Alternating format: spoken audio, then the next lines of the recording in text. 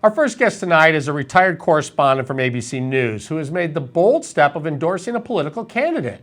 He says speaking out may now let people know what his politics are, but insists desperate times are forcing him into action. We caught up with Sam Donaldson this weekend, who was in Birmingham to talk about Super Tuesday. Joining us now is a legend in journalism, a longtime correspondent for ABC and an anchor at ABC, Sam Donaldson. Thanks for being here. Kevin, a pleasure, but I want to tell you something. The word legend is one word away from calcified. Oh, not necessarily. No, Not necessarily. You've lived a legendary life. You've seen a lot and covered a lot of stories, and I'm sure you've told many over the years. But today you're here for a different reason. It's interesting to me to see somebody who's in journalism their whole life to get behind a candidate and endorse a candidate. Does it seem odd for you? It does, yes. When I was for 52 years in Washington as a political reporter, I never gave a penny to a candidate. I never endorsed a candidate. I never expressed a view in preference of a candidate. That's apart from saying, I think it looks like the campaign is tanking. That wasn't a personal view in the sense of my preference. And I thought that was the right thing to do, and I think it's the right thing to do today. But I've been retired for several years. When I was approaching 80, they threw me out. And I thought there were laws against age discrimination. I think I'm free now, not being a working reporter, not presenting to the public that I'm not keeping just the facts, but putting my own interpretation on it, or my own preference, that I can do this. So this is the first time in any national sense that I have supported a candidate. And I think it's the right thing for me to do. And you've said that one of the reasons is because of the President of the United States. What about the President of the United States makes you feel like you need to come out and be heard now? I think he's a very sick man. He's an arrogant person who thinks only of himself. He's ignorant. He doesn't know the world. Listen to what he says about things. Listen to what he says about the virus. Having already dismissed the person on the National Security Council staff in the White House some time ago, who was the expert on these things, these diseases, having cut the budget for the CDC, he now presumes to tell us that first it's a Chinese hoax, then it's the Democratic Party who want to defeat him, that want Americans to die from this. What sort of an evil man? Hey, strong letter to follow. I could go on and on. I don't think he's fit to be president. I think he's hurting the country. He's trying to withdraw us from the world. We live in a world of 8 billion people.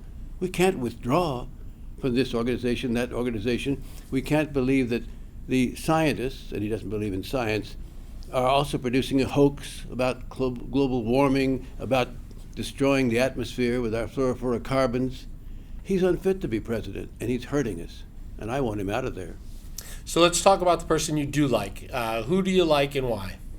I like Mike Bloomberg for a couple of reasons. I think he's qualified to be president. I'm not a personal friend of his, but as a reporter, even though I didn't report from New York, I followed him. He built a company. I believe in our free enterprise system. I believe if you work hard, you can rise. That's one of the great things that brings people to this country. He did it. He came from a modest family. His father never made more than $6,000 a year. He worked his way through Johns Hopkins University, started giving back the next year. First year out, he wrote a check for $7. He's now given $1,800,000,000 to that university alone. If I were on the board of regents, thank the lucky Lord that we ran into Mike Bloomberg. So he's also been a mayor who's held the largest city in our country in his grasp from the standpoint of having to administer it, run it, deal with all the contentious problems that come to a big city mayor. And I think he's demonstrated an executive ability to do that. Let me just tell you a little story about his first 100 days in office. I have it from reporters who were there. I wasn't there. They asked him, following the pattern, Franklin Roosevelt, your first 100 days, sir, and he did all these great things. Mayor Bloomberg, what have you accomplished in your first 100 days? He said, I've gathered together a group of good people to help me run the city. I said, yes, but what have you accomplished? I've gathered together a group of good people to help me run the city. That's an adult. That's a man who knows that, or a woman, for that case. I've met several prominent ones who've also run cities. We have one in Washington, D.C. at the moment. And they gather good people, they listen to them, they take advice from experts. In other words, they don't say, I know it all, I punished my gut. That old gut has told me to do this. At one point, destroy North Korea with fire and brimstone. The next day, almost, I love the guy, we are sweethearts, we write each other love letters. What? Anyway, I carry on, but you could just let me talk forever, and I'll give you the difference between a Mike Bloomberg and a Donald J. Trump. Well, half of the country thinks Donald Trump's doing an okay job, and nothing great. terrible has happened under his watch, or at least, at least it's open for debate. But the country's still moving along. I think it is. Thank goodness. The resilience of people of this country is tremendous. Yes, that's true, and a lot of good people support Donald Trump. I don't look at his supporters, all of them, some of them, and say, oh, they're not good Americans. Of course they are. I think they're misguided, but, I don't think we have to call each other. I've been a little ad hominem now in my description of Trump, it's true. But I don't call his supporters that, except the Nazis, or the people who think that we should go back to the days when great-great-grandfather kept these black people in a certain place, or the people who believe that our country has always been, not true, but should be a white Christian country. Well, I love whites and I love Christians, but that's not who we are. We're a pluralistic society. So those people I don't have much use for. But I think probably the majority of the people who see in him a champion are good Americans. We'll be right back with more of our interview with Sam Donaldson after this short break. Stay with us.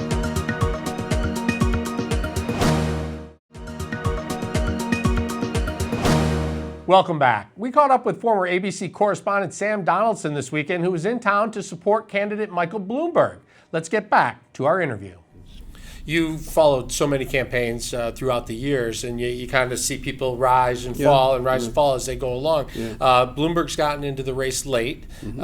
He had a first debate that was not very well received. To put it mildly, it was disappointing. You can think of a word that might be an understatement. He did not perform well. He knows that. I mean, nobody has. He's a smart guy.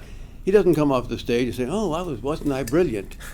No. But the ratings were very high for that particular debate, yes. So a lot of people saw that. Yes. And so naturally, the polls kind of indicated that he started falling after that debate, and now he's had a second debate where everybody seems to think he did better. In fact, they did more than somewhat better. He did better.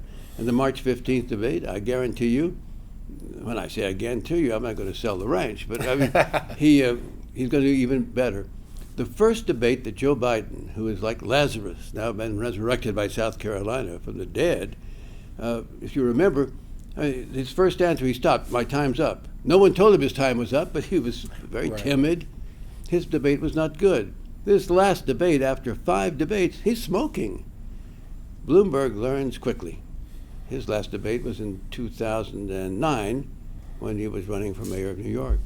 And so what do you think he has to do now? You have Bernie Sanders, who's out front. Right. You have Joe Biden, who's coming back. Yes. And then Mike Bloomberg. What does he do to stay in the hunt or to move ahead? If I were to give him advice, and he has a lot of good people, and he listens to people that he thinks can help him on these things, I'd say now you've got to be more assertive. I mean, don't start waving your hands. That's Bernie. He's got that patented. Okay, wait. Be strong in responding to the criticisms. Many of them valid. He has weaknesses. What candidate doesn't? I've never seen one who doesn't have weaknesses.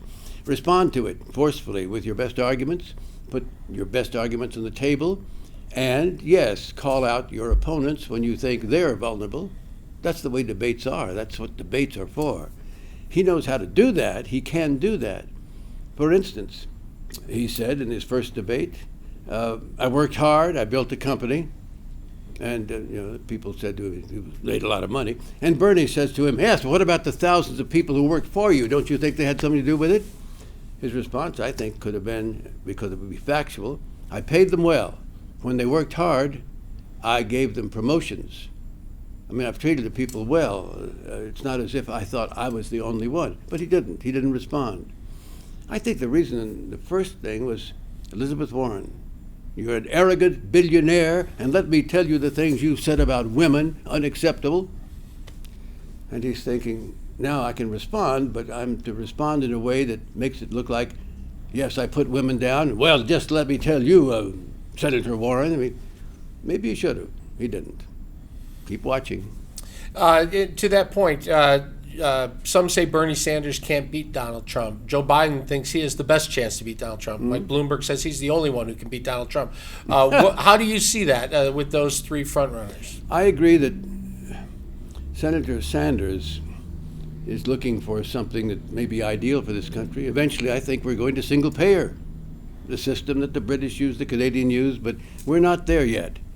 We don't have a majority of the people who have a private health insurance and not on Medicare. Thank you, voters of this country, for helping me get my heart fixed.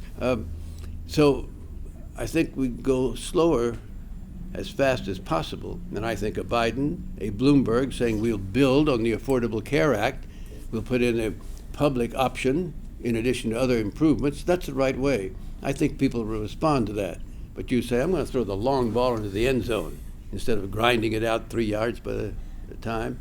That'll turn them off. They don't vote for that. I think it would be risky with Senator Sanders against Donald Trump. He is formidable. I do not agree with his tactics. I do not agree with his vulgarity. I do not agree with the way he treats people, but he has enough people, as you point out, who think he's great, and he could win another election against Sanders. Even though you're retired now and you're free to support anybody you want and to do it publicly, some critics are saying, hey, this shows Sam Donaldson's hand. He must have been a liberal all along, slanting the stories. What do you say to that? I think you're right. I think for a long time, on the social issues, I could be described in today's parlance of labels as a liberal. Fiscal conservative, but no, social issues, LGBTQ community, for not just full rights, but full acceptance by people, and on and on and on. I tried to keep that out of my work.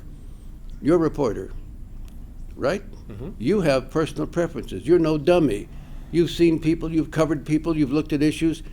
Hey, if I really knew how you felt about things, if you said, I'm going to put my personal preference in, it would be awful or it'd be wonderful. But you keep it out, you try. I tried. Occasionally I failed, but I tried. So to say, well, you always had this feeling about the LGBTQ community. That's right, I did. But if I was reporting a story like that, I tried to report the facts. If I was interviewing you, I'd report accurately what you said instead of what I hoped you would say. There's a difference, and I think people understand that. Can you share with our viewers one favorite story as a correspondent? Well, I have a lot of favorite stories. It depends on what category. March 31st, 1981, I was standing 5.5 feet away from John Hinckley Jr. when he shot Ronald Reagan and 3 other people. I won't call that a favorite story, but it was certainly a dramatic story. I've covered a lot of stories that made a difference. Jimmy Carter putting together as a handmaiden Menachem Begin and Anwar Sadat for the first peace treaty among Arab nations and Israel. I thought that was a good story, and I was the Watergate correspondent. And watching Richard Nixon go down because of his own felonious action and his own tapes. I thought I'd never see another political story like that. I think today, even though I'm not a participant in it, I'm watching it. I think this story is bigger and more important to the country than Watergate. All right. Thank you very much for your time. I appreciate it. A pleasure. Nice to meet you. Thanks. We'll be right back with more news now after this break.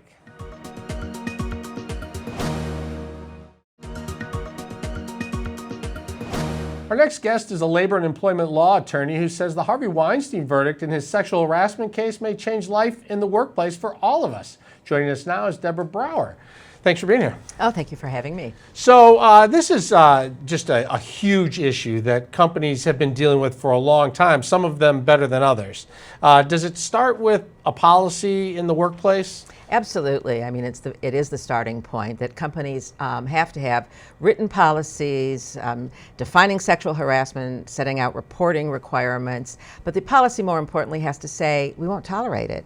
And not only do you have to have a written policy, but you have to actually have a culture that says we're not going to tolerate it, we're going to respond appropriately when we hear of anything, and then live that, and that's the companies that succeed and don't have sexual harassment complaints are the companies that actually not only enforce their policy and have a policy, but everyone knows that this is the safe culture to have.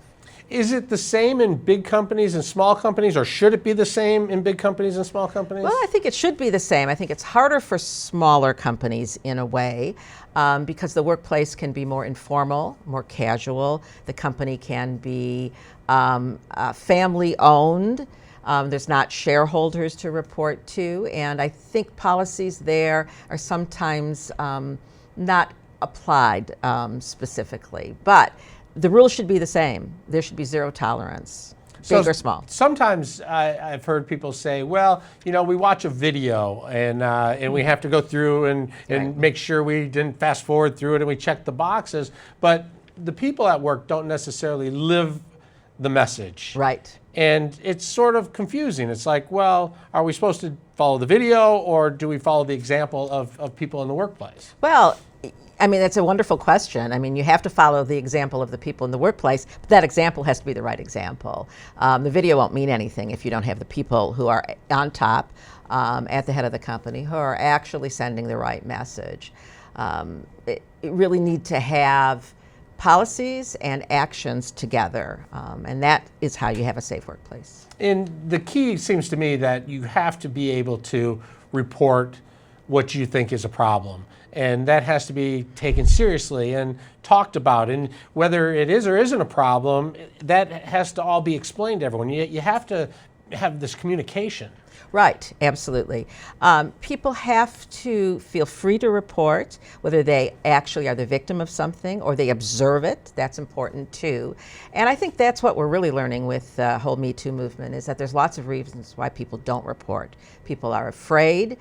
They're fearful. So the company has to make sure that its employees know that there won't be retaliation, that their concerns will be taken seriously. And how does a company do that? Well, you listen, you communicate, you investigate, you let people know what the results are of your investigation. So let's talk about Harvey Weinstein. What did we learn from this case, or what should we learn from this case? Well, what's interesting about the guilty verdicts in the Harvey Weinstein case is that there's obviously criminal consequences sometimes, in some cases, of sexual harassment. And I think most employers probably are not thinking, oh, I need to call the police every time I get a sexual harassment complaint. There's a lot of reasons why they wouldn't want to do that. But I think employers need to still be sensitive to the possibility of that. If they receive a complaint that has threats, or physical touching or physical harm, that a police investigation might be appropriate. I don't think I would pick up the phone as an employer and call the police for every instance. If in the most severe circumstances, a rape that occurred, for example, right on the workplace, then you might want to get the police involved. But where I think it's going to come up is employees saying, should I call the police? This is what happened to me. What will happen to me here if I call the police? And the employer, I don't think, should make that decision about whether to call the police for the employee. They should say it's your decision. But if you call the police, nothing will happen to you because you called the police. We won't retaliate against you. And the employer still should conduct their own investigation, even if the police is involved. But they should make the employee feel comfortable in taking the steps that the employee feels is necessary. Yeah, in the Me Too movement, we saw seemed like a rash of firings. It was like, oh, you violated our policy, therefore you're being dismissed, or they would resign, or something like that. But some of the behavior in some of those dismissals was not completely different from what we saw in the criminal trial. No, there certainly is a wide continuum of behavior. I mean, that's certainly what we've seen in the 2+ years since the Me Too movement started. And some actions can constitute both violations of employer policies and civil rights statutes, and also be criminal, particularly if it involves touching or threats. Or rape. In Michigan, it's called criminal sexual conduct. So there is an overlap. And the Harvey Weinstein case, the women were not his employees, right. So there was not that avenue necessarily. And also a lot of time had passed, so there wasn't civil lawsuits for assault and battery. And so the criminal action was one of the few remedies left. But what if someone like Harvey Weinstein, he's a producer of movies, but maybe you work for the movie company, but this person is allowed to be in your space all the time. And this was happening, I think, with some of the comedians that went through this too. But really in any workplace, if somebody comes in and they're offensive all the time, but you don't work for them, but the company allows them to be in your space, how does that play out? Well, employers are responsible and can be held liable for harassment or assaults or violation of policies that happen between their customers, for example, and their employees or their vendors. You have a salesperson who comes in, the guy who comes in and fixes the copying machine. If he is offensive to an employee, that violates that company's policy also, and that should be responded to, investigated, and made sure that it doesn't happen again. So do companies need to bring the playbook back out and take another look and kind of start over? Have we learned enough from this that we realize that changes need to be made? Well, I think that needs to happen all the time. I mean, you can train people, and the training can be excellent and it can take, but people need refreshers. People need to be reminded. They need to know that it's that important to the company, and the way to make sure they know that it's that important to the company is absolutely to revisit your policies frequently, to talk about them, to have trainings, to just have it interwoven with the fabric of the company culture. All right, I want to throw you a little curveball here. The coronavirus is everywhere. What should companies be doing when people need to call in sick? They need to do things. Do companies need to just say, wait a minute, let's take a look at what we're doing and do things a little differently here? Yes, they need to be very sensitive to the need for time off. I mean, the employees need to look at their own policies and find out what the rules are. But companies, I think, need to back off a little bit in terms of how rigid we're going to be about time off and proving that you're sick. Yeah, these doctor notes, like the doctors are busy enough with this, making everybody go in and get verification, probably not the best idea. Right. I think, so just take a pause, I think, is the right approach for employers. Give the time off if it's available. You're not going to fire someone because they have to stay home with a sick child or a sick parent. Have a lot of extra wipes and hand sanitizer around the office, and most importantly, sort of a more flexible approach. Yeah, try and talk about stay in front of problems as they come up. Exactly. All right, thank you so much for your time. Absolutely. Glad All right, to be that's here. our show for tonight. Thanks for watching. For everyone here at News Now, I'm Kevin Dietz. Good night.